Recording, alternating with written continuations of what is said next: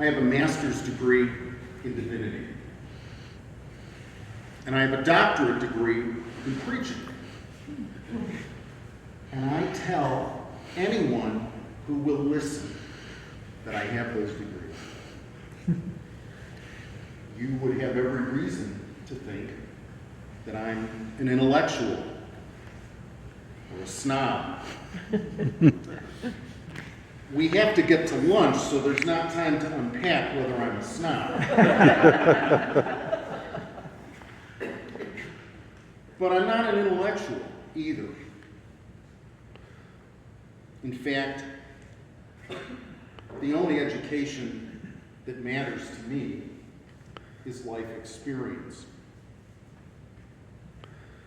So I tell people about the degrees. I entered the Franciscans 3 years ago when I was 60, and I'm insecure about that. And I want people to know, I want Franciscans to know, that the Franciscans aren't spending big money to train me. No second collection. No second collection.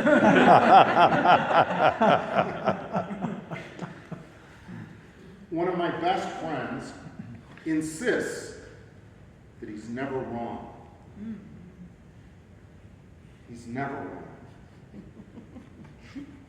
He said he once thought he was wrong, but realized he was right. And I said, what's wrong about being wrong? well, then you were wrong. He said, I'm never wrong. Another of my best friends is a perfectionist. And often when you tell him something, he'll say, I know. We all have something in common, the three of us.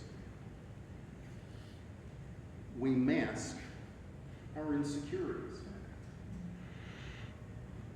We are among the people to whom Jesus refers that God has hidden from the wise and learned the things he has revealed to the childlike.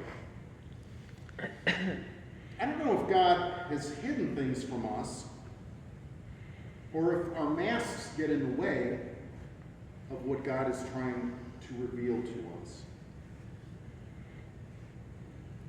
St. Francis was learned and clever. He was like one of my novitiate classmates in that he thought he had it all figured out.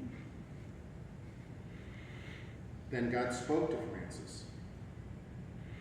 First in an encounter with a leper, and second when Francis knelt before the crucifix. It was in that seeking, it was in that vulnerability that Francis asked,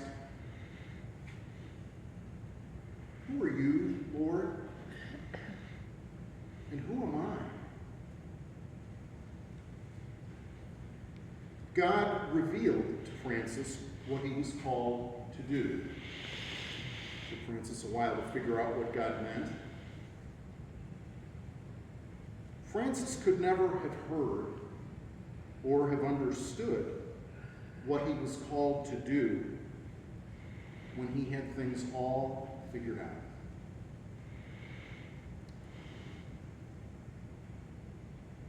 When we are in the learned, clever mode, whenever we boast or place our trust in anything but Christ, we're not on the right path. When we approach God with childlike trust, in moments of vulnerability,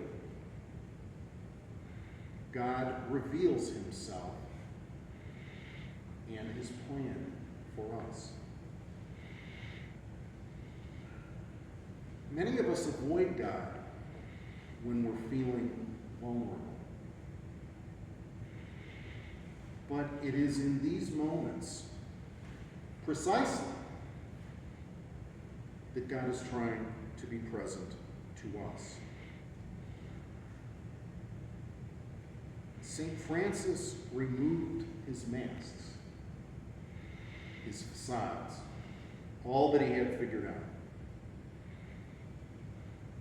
to be open to God. In fact, as a symbol of that, he publicly, in the town square, removed his clothes. We will not be reenacting that. Thank you.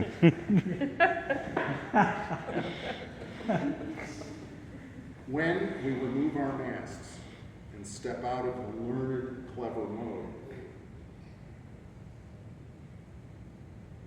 and we wonder where to go from there, it is in that vulnerability that Jesus says, "Come to me, all you who are weary and carrying heavy burdens, and I will give you rest."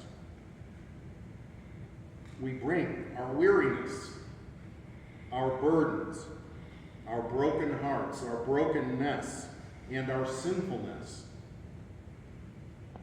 and we place them all before the presence of God,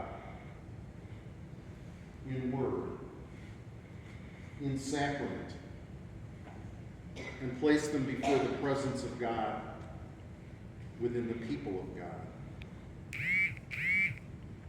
In that presence, in this meal, God transforms our vulnerability